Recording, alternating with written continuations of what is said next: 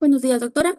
Vamos a hablar sobre el tema del mandatario mercantil. Antes de abordar el tema del mandatario mercantil, es fundamental entender em, el concepto de mandato desde su perspectiva civil. Tenemos el artículo 2020 del Código Civil que nos explica que el mandato es un contrato mediante el cual una persona llamada mandante encarga a otra, conocida como mandatario, la gestión de uno o más negocios. Esta persona debe ejecutar dichos negocios por cuenta y riesgo del mandante. Por lo tanto, los actos del mandatario tienen el mismo efecto jurídico que si hubieran sido realizados directamente por el mandante. También tenemos el artículo 227 del Código Civil que el mandato puede establecerse, de diversas maneras, por escritura pública o privada, tenemos por mediante cartas que tienen que ser de forma verbal o por cualquier modo de inteligibilidad, es decir, cualquier forma clara y comprensible. También tenemos el artículo 228 del Código Civil. Perdón, 2028 el Código Civil establece que el mandato se perfecciona, es decir, se vuelve válido cuando el mandatario acepta el encargo. Esta aceptación puede ser de forma expresa y tácita. En forma expresa cuando se declara de forma clara y directa y de forma tácita cuando comienza a ejecutar el encargo sin decirlo formalmente. El mandatario debe actuar con cuidado en el cumplimiento de sus funciones. Tenemos el artículo 2033 del Código Civil, por lo tanto, el mandatario responde incluso por culpa leve, es decir, por errores o descuidos menores. Si recibe remuneración, en este caso, la ley le exige mayor responsabilidad. Se aceptó el mandatario con reticencia, o sea, con dudas o disgustos o por insistencia del mandante, la exigencia de responsabilidad será menos estricta. Con respecto al mandato especial y general, tenemos el artículo 2034 del Código Civil, establece que se considera especial y refiere a negocios específicos y general, esto abarca todos los negocios del mandante. Ahora, respecto al mandatario mercantil, el mandato mercantil es una figura jurídica fundamental que forma parte de los colaboradores del comerciante o empresario. Se trata de la persona que, mediante un contrato de mandato, representa legalmente al comerciante y actúa en su nombre en la realización de actos de comercio.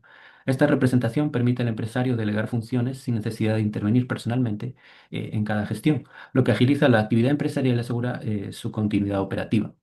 De acuerdo con el artículo 48 del Código de Comercio, el comerciante puede ejercer su actividad directamente o a través de apoderados voluntarios, que pueden contar con poderes generales o especiales, dependiendo del alcance que se les otorgue.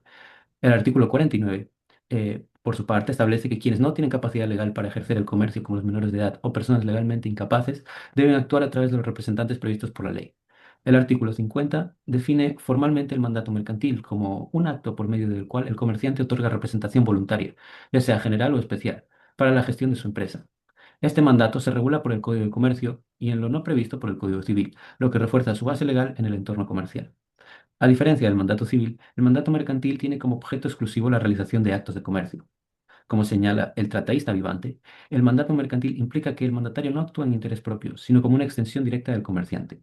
Por lo tanto, los derechos y obligaciones que nacen de los negocios celebrados por el mandatario recaen directamente sobre el mandante, como si hubiera actuado él mismo. Sobre las formalidades de otorgamiento, facultades y restricciones del mandatario mercantil. Según el artículo 51 del Código de Comercio, el mandato mercantil debe hacerse por escritura pública, es decir, ante un notario. Tiene que inscribirse obligatoriamente en el registro mercantil dentro del libro de sujetos mercantiles. Esto sirve para que cualquier tercero pueda verificar que el mandato existe y quién lo representa. Además, si alguien va a contratar con el mandatario, tiene derecho a pedir pruebas de sus poderes. La ley también contempla situaciones informales.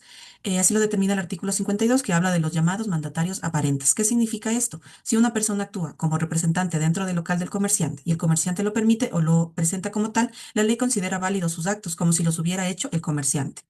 El artículo 53 del Código de Comercio establece que el mandatario no puede hacer cosas que claramente vayan en contra de los intereses del empresario. Por ejemplo, no puede firmar contratos que dañen a la empresa o favorezcan a la competencia. El artículo 54 del Código de Comercio prohíbe, en cambio, que el mandatario haga negocios consigo mismo, es decir, que se represente a sí mismo o a una empresa en la que también tenga intereses, sin autorización expresa del comerciante. Si lo hace sin permiso, el acto puede ser anulado legalmente y el comerciante puede exigir una indemnización por los prejuicios. Bien, cuando un comerciante delega funciones a otra persona mediante un mandato mercantil, es fundamental entender qué puede hacer esa persona, es decir, cuáles son sus facultades, qué consecuencias tienen sus actos y cómo se regula sus poderes legalmente.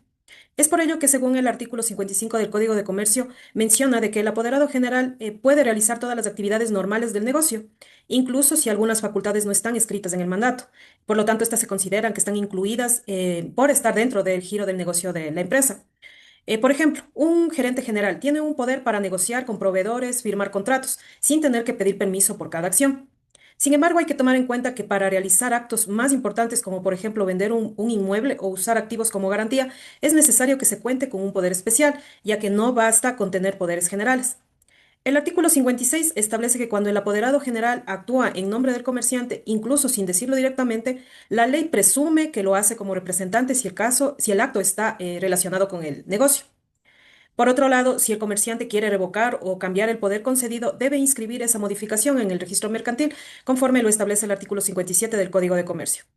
Finalmente, el artículo 58 regula a los apoderados especiales, que se designan para negocios específicos y deben seguir las instrucciones precisas del comerciante. Por ejemplo, a un abogado se le designa o se le entrega un poder especial para que represente a la empresa en un juicio de cobro. Por lo tanto, no puede usar ese poder para vender bienes de la empresa o realizar otro acto, porque su poder está limitado a ese caso en concreto. Esto es todo lo que podemos mencionar acerca del mandato mercantil. Muchas gracias.